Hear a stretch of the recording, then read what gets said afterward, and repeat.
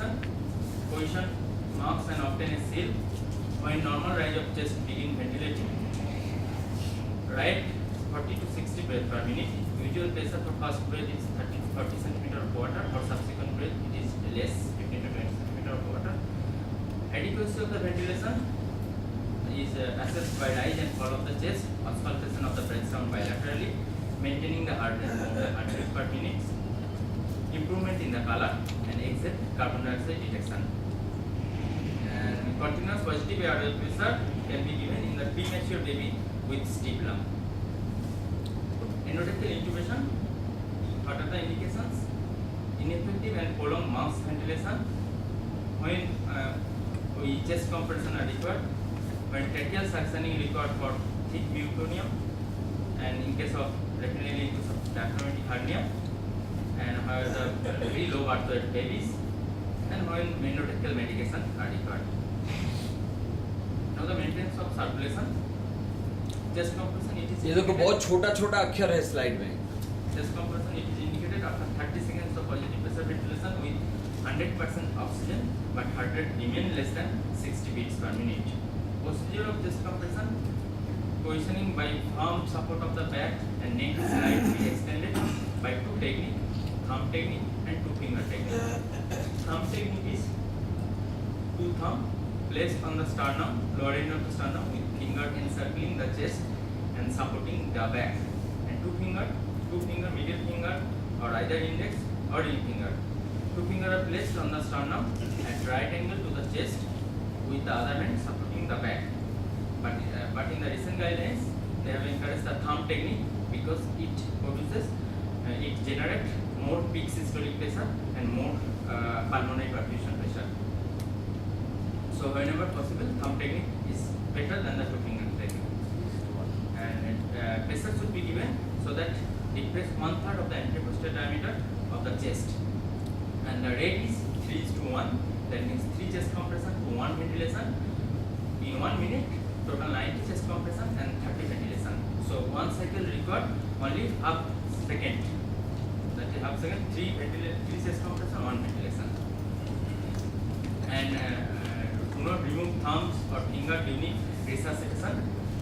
But after 30 seconds interval, re-evaluation of the heart rate should be done until the heart rate exceeds 60 beats per minute. Now the medication.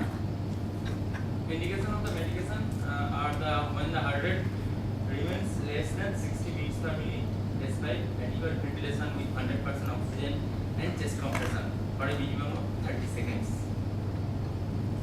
Drug mainly used adrenaline and volume expander.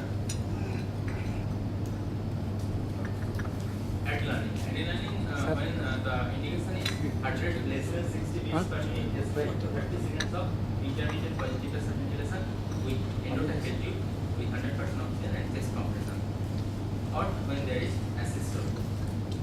Dose is 0.01 to 0.03 milligram per kg IV in a concentration of 1 in 10,000 dilution, and it can be repeated after 3 to 5 minutes if bradycardia persists. In the guidelines, they have discouraged the administration of adrenaline through the endotracheal tube because several study has come up that adrenaline through the endotracheal tube may not respond at all, and the dose is very much higher, nearly 10 times. That is higher dose 0.05 to 0.1 milligram per kg through the endotracheal tube. Whenever possible, the medication should be given through the IV route, but the access to the endotracheal tube is very easy. That's why they also mention the doses. Volume expansion. What are the indications? When there is obvious sign of hypovolemia. Hypovolemia assessed by poor perfusion, weak pulse, pain, skin, despite good heart rate, and pallor persisting after oxygenation. The fluid of choice is normal saline. It should be administered very slowly over a period of 5 minutes, 10 ml per kg, to restore the mean arterial pressure to normal.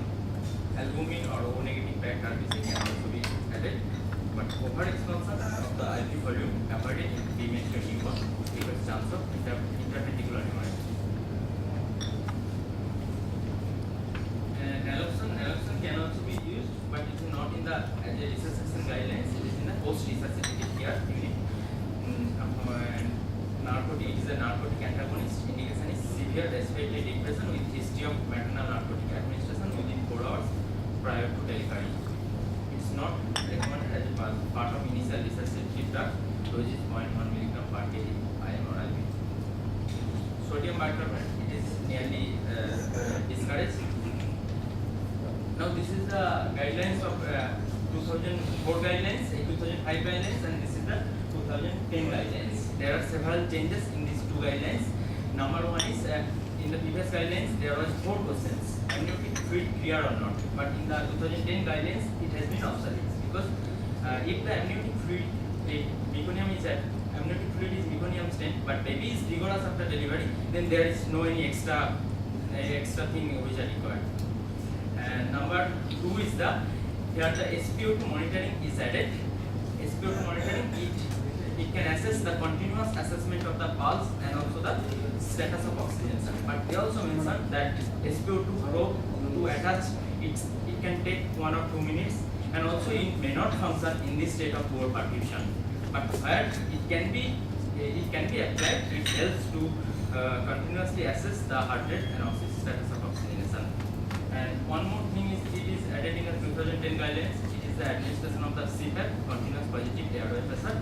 And the study has come up that less than premature baby less than 34 weeks, where it is beneficial to administer the CPAP, where the heart rate is more than 100, and but presence of labor breathing, then cannot apply the CPAP. Now the post-resuscitation care, document condition of the baby at the birth and the response to resuscitation. Factor score at 1 and 5 minutes, useful for ongoing clinical care, communication and medical purpose. Factor score should be obtained at least more than 8 when the baby is depressed, so it should be evaluated every 5 minutes interval until and unless it is more than equal 8. Monitoring, supporting care and maintaining the glucose in the normal range. Also, a little bit about hyporeduced hypothermia, about 33.5 to 34.5 degrees centigrade for infants with established hypoxic ischemic encephalopathy. Study has come out that it may reduce the mortality and review of the brain injury, but it requires very much supported tertiary care. When to stop this session, it is debatable topic, but when there is presence of asystole and apnea more than 10 minutes despite continuous and adequate resuscitation measures, then resuscitation can be stopped. But if there is only gasping after 30 minutes of ventilation, then the decision depends upon the physician experience, consent of the parents, and prognosis of the neonates. Here the consent of the parents play a very important role.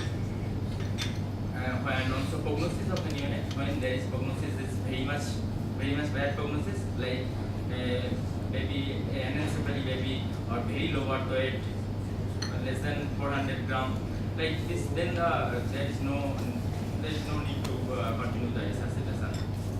But here also consent of the parent is very much important. And what are the difference with the adult resuscitation? No role of defibrillator. Drugs like atropine, dexamethasone, calcium and dextrose have no role in neonatal resuscitation. Most common cause of cardiac arrest in neonate is respiratory compromise or respiratory arrest, while in adult it is cardiac arrhythmia. And if it is present in neonate, the arrhythmia is bradyarrhythmia, which leads to asystole, and bradyarrhythmia also due to heart asphyxia. So the summary is just ask 3 questions. Down decision, breathing or crying, good muscle tone. Then provide the initial step very rapidly, that is provide warm, clearing of the airway and drying truly. Then evaluate the heart rate. If less than 100 per minute or breathing is gasping, then start the positive pressure ventilation. Then again heart rate less than 100 per minute. Then again positive pressure ventilation with ventilation corrective step. That means obtaining marks with the face seal or by administering endotracheal tube. Then assessment of the heart rate again less than 60, then only chest compression. And if again less than 60 per minute, then administer the medication.